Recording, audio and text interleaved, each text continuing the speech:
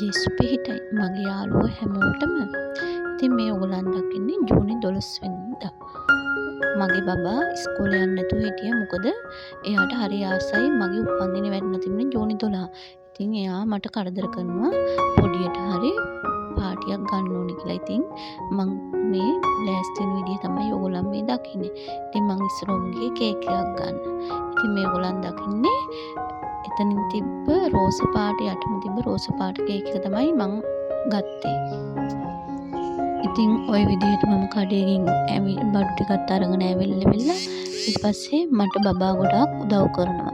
ඉතින් ඔන්න බලන්නකෝ මම බබත් එකතු වෙලා කෑම ටික හදන විදිය. මම ඉතින් තේන්නේ කරේ බුරියානි එකක් හදලා වෙලා ඒකට ගැලපෙන සම්බෝලේ අර ලුණු දාලා මදන්නේ බබා තමයි මේ දෙක හදන්න තියන්නේ කරේ. එහෙම හදලා වෙලා කට්ලට් ටිකක් බෙදලා අන්නාසි පෙති කපලා ඉවිල්ලා තියලා ඉවිල්ලා ඊට පස්සේ සුප් එකකුයි කේක් දෙනවනේ. කේක් වලට මගේ පැෂන් ගහේ පැෂන් තියෙනවනේ. ඉතින් මම පැෂන් බීම එකකුත් හැදුවා.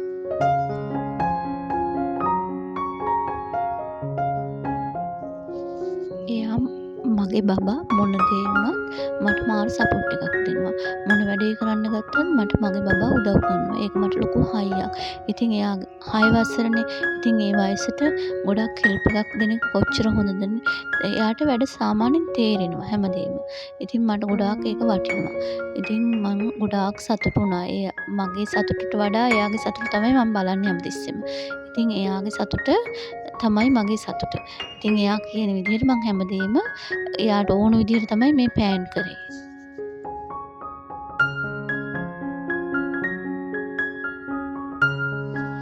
ඉතින් මහත්තයත් වැඩට ගිහිල්ලානේ අපි දෙන්න එකතු වෙලා තමයි මේ වැඩ කොටස තනියම ඉවර කරගත්තේ. ඉතින් මට ඒක ලොකු හයියක් මගේ දුව මට උදව් කරන එක.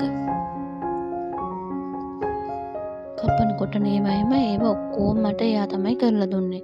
ඉතින් ඔයගොල්ලන් බලන්නකො මේ වීඩියෝ එක මම දාලා තියෙනවා. ඒක බොරු නෙමෙයි ඒක ඇත්ත. ඉතින් ඒ වගේ ස්මාර්ට් සපෝට් එකක් එයාගෙන් මට තියෙනවා. එයා මට ඔලුව කැක්කමක් කරනවා ටක් ගාලා පැන්ඩෝල් පෙත්ත වුණත් මට ටක් ගාලා ගෙනල්ලා දෙනවා. ඉතින් මට ඒක ගොඩාක් සතුටුයි මට එයාගෙන.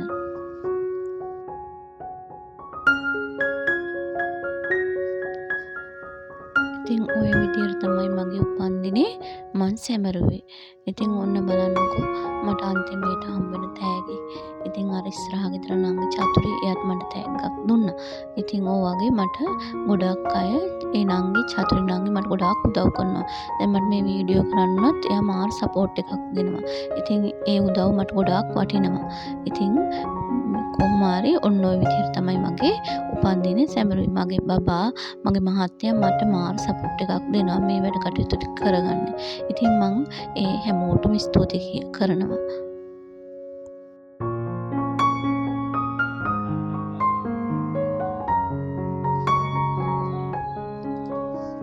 ඉතින් ඔන්න ඔය විදිහට තමයි මගේ වැඩ කටයුතු ටික ඉවර වුණේ.